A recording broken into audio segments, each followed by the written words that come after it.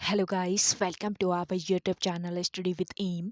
आज मैं आप सभी के लिए काफ़ी इंपॉर्टेंट वीडियो लेके आई हूँ। तो देखिए 31 दिसंबर को आपका वीपीडीओ का एग्ज़ाम होने वाला है, जिसके रिगार्डिंग आप सभी को स्टडी विद एम के द्वारा इंपॉर्टेंट क्लासेस प्रोवाइड की जा रही हैं।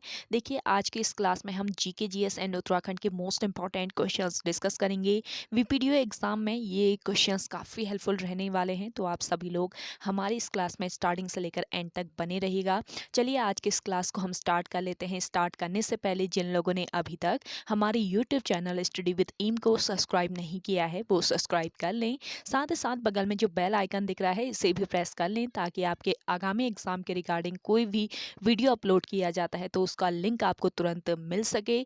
आप लोग हमारे टेलीग्राम ग्रुप को भी ज्वाइन कर सकते हैं, ये भी स्टडी विद एम के नाम से ही बना हुआ है। टेलीग्राम ग्रुप पर रात को 8 बजे क्विज भी कराई जा रही है। इसके अलावा इंपॉर्टेंट पीडीएफ्स जो होती है वो भी आपको टेलीग्राम ग्रुप पर ही प्रोवाइड की जाती हैं, तो आप सभी लोग टेलीग्राम ग्रुप को ज्वाइन कर सकते हैं। चलिए आज के सेशन को हम स्टार्ट कर लेते हैं और इस सेशन में आपका पहला क्वेश्चन है, किस अधिनियम ने भारतवासियों को अपने देश के प्रशासन में कुछ हिस्सा लेना संभव बनाया?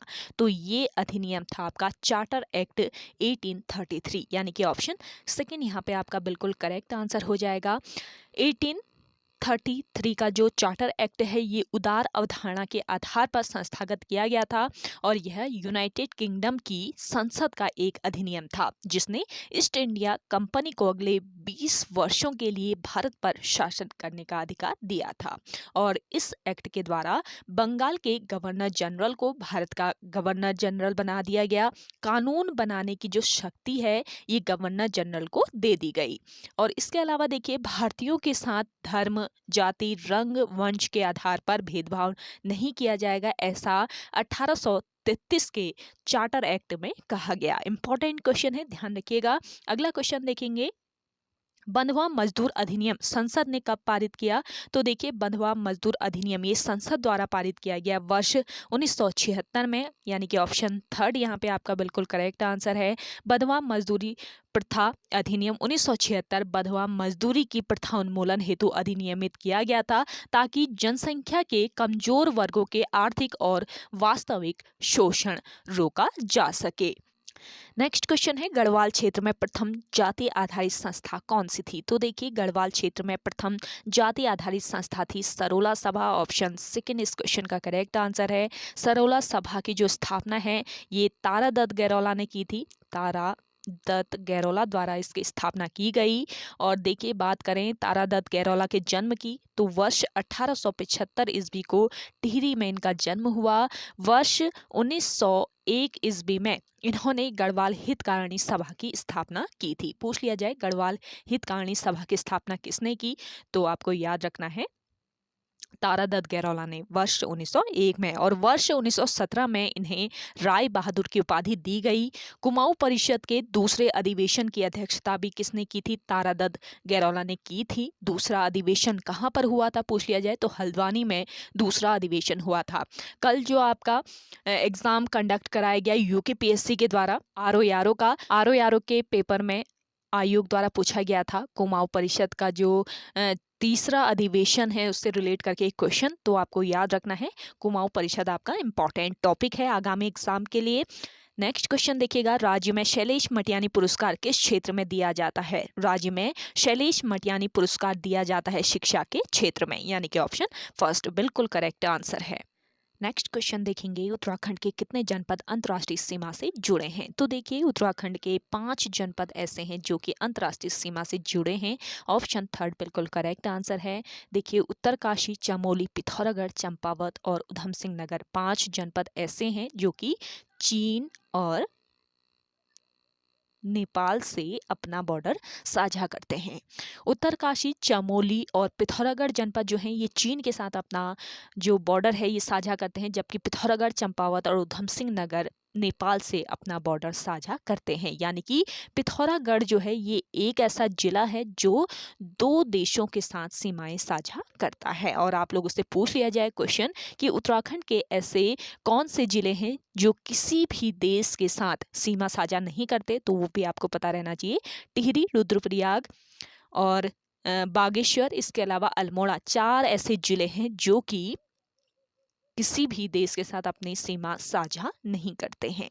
अगला क्वेश्चन है, प्रदेश में कहां पर वन विभाग गुलदार कू दगड़िया अभियान शुरू करेगा? तो करेक्ट आंसर हो जाएगा आपका पिथौरागढ़। नेक्स्ट क्वेश्चन देखेंगे, प्रदेश के किस व्यक्ति को भारतीय कृषि अनुसंधान संस्थान ने नवोन्मेषी किसान पुरस्कार 2022 से सम्मानित किया है? करेक्ट आंसर है इस क्वेश्चन का खुशी राम डवराल, ऑप्शन थर्ड बिल्कुल करेक्ट आंसर है। नेक्स्ट क्वेश्चन देखेंगे, राजीव गांधी राष्ट्रीय उद्यान किस राज्य में स्थित है? तो देखिए, राजीव गांधी राष्ट्रीय उद्यान स्थित है आपके कर्नाटक राज्य में, ऑप्शन सेकंड बिल्कुल करेक्ट आंसर है। कर्नाटक स्थित नागरहोल राष्ट्रीय पार्क जो है ये मैसूर से 94 किलोमीटर की दूरी पर स्थित है। कोडागू और मैसूर जिले तक फैला यह राष्ट्रीय park Rajiv Gandhi national park के नाम से भी जाना जाता है। नेक्स्ट क्वेश्चन देखेंगे, आर्थिक रूप से पिछड़े वर्ग के आरक्षण से संबंधित संविधान का कौन सा संशोधन है? तो देखिए, आर्थिक रूप से पिछड़े वर्ग के आरक्षण से संबंधित संविधान का 103वां संशोधन है, ऑप्शन फर्स्ट बिल्कुल राइट आंसर हो जाएगा। आर्थिक रूप से पिछड़े वर्ग के लिए 10% आरक्षण का प्रावधान किया गया है। संविधान के अनुच्छेद 15 में संविधान संशोधन हुआ है। अगला क्वेश्चन देखेंगे, नाबार्ड बैंक की स्थापना किस समिति के सिफारिश पर की गई? नाबार्ड की स्थापना की गई थी शिवरमन समिति की सिफारिश के आधार पर, ऑप्शन सेकंड बिल्कुल करेक्ट आंसर है। नाबार्ड बैंक की स्थापना कब हुई पूछ लिया जाए, 1982 याद रखेंगे, इंपॉर्टेंट आपका पॉइंट है। 1982 में नाबार्ड की स्थापना हुई थी और इसका जो मुख्यालय है वो कहाँ पर, मुंबई में स्थित है। मुंबई में इसका हेडक्वार्टर है। बैंकिंग क्षेत्र में सुधार के लिए कौन सी समिति है पूछ लिया जाए, तो नरसिम्हन समिति जो है ये बैंकिंग क्षेत्र में सुधार के लिए है। अगला क्वेश्चन देखेंगे, देहरादून को कुमाऊं मंडल में कब शामिल किया गया? देहरादून को कुमाऊं मंडल में शामिल किया गया था वर्ष 1825 में, ऑप्शन फर्स्ट बिल्कुल राइट आंसर है। देहरादून की स्थापना की बात की जाए तो वर्ष 1817 में देहरादून की स्थापना हुई थी, जिसे सहारनपुर मंडल में शामिल किया गया। वर्ष 1975 को देहरादून को गढ़वाल मंडल में शामिल किया गया और वर्ष 1871 ईस्वी से देहरादून अलग जिले के रूप में प्रकाशित हुआ और वर्ष 1867 में देहरादून नगर पालिका बनी। ये भी आपका इंपॉर्टेंट पॉइंट है। नेक्स्ट क्वेश्चन है, सिंधु जल समझौता किसने करवाया था? तो देखिए, सिंधु जल समझौता करवाया था विश्व बैंक ने, ऑप्शन सेकंड इस क्वेश्चन का करेक्ट आंसर है। सिंधु जल समझौता किस वर्ष हुआ था पूछ लिया जाए तो वर्ष 1960 में सिंधु जल समझौता हुआ था। सिंधु की सबसे बड़ी सहायक नदी कौन सी है पूछ लिया जाए तो आपको याद रखना है, चेनाब जो है ये सिंधु की सबसे बड़ी सहायक नदी है। अगला क्वेश्चन है आपका, संघाई सहयोग संगठन के बैठक की अध्यक्षता वर्ष 2020 में किस देश ने की थी? करेक्ट आंसर हो जाएगा आपका रूस, ऑप्शन थर्ड बिल्कुल करेक्ट आंसर है। और देखिए, संघाई सहयोग संगठन इसका जो हेडक्वार्टर है ये बीजिंग चीन में स्थित है और इस संगठन में 8 मेंबर होते हैं। अगला क्वेश्चन देखेंगे, प्रधानमंत्री जीवन ज्योति बीमा योजना का शुभारंभ कब हुआ? तो देखिए, प्रधानमंत्री जीवन ज्योति बीमा योजना का शुभारंभ हुआ था 9 मई 2015 को, ऑप्शन फर्स्ट इस क्वेश्चन का करेक्ट आंसर है।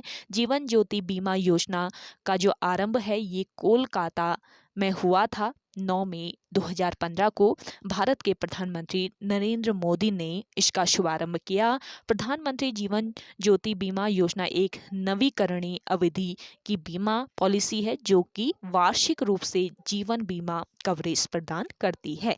अगला क्वेश्चन देखेंगे, अस्कोट आराकोट अभियान की शुरुआत किस वर्ष हुई? अस्कोट आराकोट अभियान की शुरुआत हुई थी वर्ष 1974 में, ऑप्शन सेकंड इस क्वेश्चन का करेक्ट आंसर है। अस्कोट आराकोट अभियान की शुरुआत 25 मई 1974 में हुई थी और 10 वर्षों में ये यात्रा आयोजित की जाती है। अस्कोट आराकोट यात्रा पूर्व से पश्चिम की ओर होती है, यानी कि यह यात्रा कहाँ से शुरू होती है? पिथौरागढ़ जिले से। पिथौरागढ़ जिले के अस्कोट से शुरू होकर उत्तर काशी जनपद के आराकोट तक यह यात्रा जाती है। आप सभी को आज का ये सेशन पसंद आ रहा है, जल्दी से लाइक कर लें। जिन लोगों ने अभी भी हमारे YouTube channel study with M को सब्सक्राइब नहीं किया है वो सब्सक्राइब कर लीजिए। वीपीडीओ एग्ज़ाम के रिगार्डिंग आपके यहाँ पे क्लासेस स्टडी विद एम के द्वारा प्रोवाइड की जा रही हैं, तो आप इन्हें ज्वाइन कर सकते हैं। और बहुत सारे क्वेश्चन हैं जो कि हमारे सेशन से आते हैं। आप लोग पुराने पेपर अगर देखेंगे, कल आपका आरओ का एग्ज़ाम हुआ था, उसमें भी कई क्वेश्चन फंसे हुए थे हमारे सेशन से। तो वीपीडीओ के एग्ज़ाम के लिए भी यहाँ पे प्रॉपर क्लासेस दी जा रही हैं, तो आप इन्हें ज्वाइन कर लीजिए।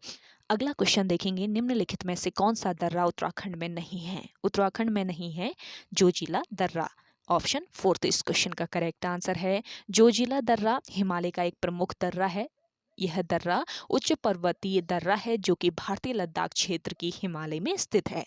नीति और माणा दर्रा जो है ये आपके कहाँ पर स्थित है? चमोली में स्थित है, ये आपको याद रखना है। बात करते हैं थांगला दर्रे की, तो उत्तर काशी और तिब्बत के बीच यह दर्रा स्थित है। इंपॉर्टेंट क्वेश्चन है आपका। और थांगला दर्रा जो है ये 6079 मीटर की ऊंचाई पर स्थित है। अगला क्वेश्चन देखेंगे, सौर ऊर्जा का प्रयोग करने वाले प्रथम वैज्ञानिक कौन है? बताना है। तो देखिए, सौर ऊर्जा का प्रयोग करने वाले प्रथम वैज्ञानिक हैं पंडित श्री कृष्ण जोशी। ऑप्शन 3 यहाँ पे आपका बिल्कुल राइट आंसर है। अगला क्वेश्चन देखिएगा, वर्ष 1867 ईस्वी में हिल साइड सेफ्टी कमेटी का गठन किस जनपद में किया गया? तो देखिए, हिल साइड सेफ्टी कमेटी का गठन किया गया था वर्ष 1867 में, और इसका गठन किया गया नैनीताल जनपद में। ऑप्शन 1 बिल्कुल राइट आंसर है। अगला क्वेश्चन देखेंगे, वित्तीय आपातकाल संविधान के किस अनुच्छेद में है? वित्तीय आपातकाल का प्रावधान किया गया है भारतीय संविधान के अनुच्छेद 360 में। ऑप्शन 1 इस क्वेश्चन का करेक्ट आंसर है। अगला क्वेश्चन देखेंगे, विश्व आर्द्र भूमि दिवस कब मनाया जाता है? देखिए, इंपॉर्टेंट क्वेश्चन है। विश्व आर्द्र भूमि दिवस आपके 2 फरवरी को मनाया जाता है, यानी कि ऑप्शन 2 इस क्वेश्चन का राइट आंसर हो जाएगा। तो ओके गाइस, आज के सेशन में इतना ही। आई होप आप सभी को आज का ये सेशन काफ़ी पसंद आया होगा। अगर आप सभी को आज का ये सेशन पसंद आता है तो इस सेशन को लाइक कीजिए, शेयर कीजिए। जिन लोगों ने अभी भी हमारे YouTube channel study with M को सब्सक्राइब नहीं किया है वो सब्सक्राइब कर लें। मिलते हैं एक नेक्स्ट इंटरेस्टिंग वीडियोस के साथ, तब तक के लिए धन्यवाद।